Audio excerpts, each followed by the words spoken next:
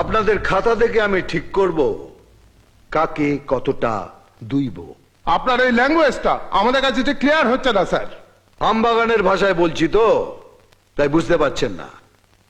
এবার কোম্পানি বাগানের ভাষায় বোঝাচ্ছি। মানসী, এখন থেকে প্রত্যেকটা দপ্তরকে তার খরচ কমাতে হবে। নিজের প্রয়োজন ছাড়া বাড়ির প্রয়োজনে কোনো সরকারি গাড়ি ইউজ করা চলবে না। একটার বেশি দুটো টেলিফোন দেয়া হবে না। দপ্তরে না থাকলে ঘরের লাইট পাখা বন্ধ রাখতে হবে। রাজ্যের উন্নয়নের জন্য প্রত্যেকটা মন্ত্রণালয়কে যে টাকা অ্যালট করা হয়েছে অর্থ দপ্তরকে তার হিসেব দিতে হবে। যদি কোনো কাজ না হয় বা বেহিসাবি টাকা খরচ হয় তাহলে সেই দপ্তরের মন্ত্রী এবং আমলাকে নিজের থেকে সেই টাকা অর্থ দপ্তরকে শোধ দিতে হবে।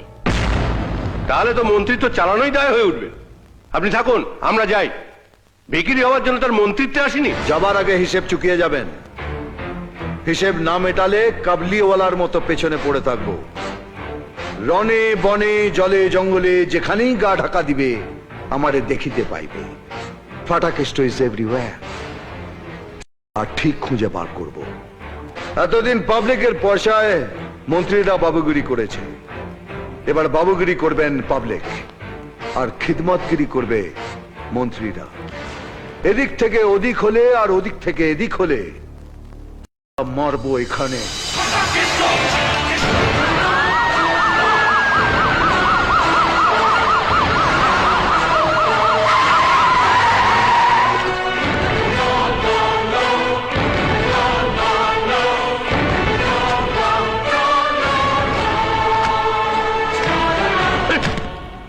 এভাবে সব দপ্তরের মন্ত্রীদের মাঠের মধ্যে ডেকে আনাটা রীতিমতো অসম্মানজনক। এটা তো দপ্তরে বসেও করা যেত। কি করে?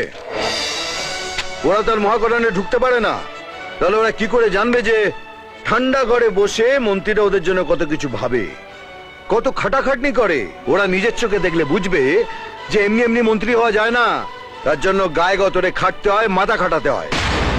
আরেকটা কথা, আপনাদের সম্মান ওদের আঙুলের ডগায়। বোতাম টিপলে সম্মান, আর তুলে নিলে মায়ের ভোগে। ফাইলগুলো গাড়িতে তোলো, যেতে যেতে দেখে নেব। আপনি যা যা চেয়েছিলেন সব এ ফাইলে দেওয়া আছে। তাহলে আমাদের আর কোনো দায়িত্ব রইল না। না না, সব দায়িত্ব তো উনি ঘাড়ে নিয়ে নিয়েছেন। হ্যাঁ, এখন কটা দিন ওই হাওয়া খেয়ে বেড়ান। হ্যাঁ হ্যাঁ, ফাইল যদি ঠিকঠাক থাকে তাহলে একটু এদিক ওদিক হাওয়া খেয়ে নিন।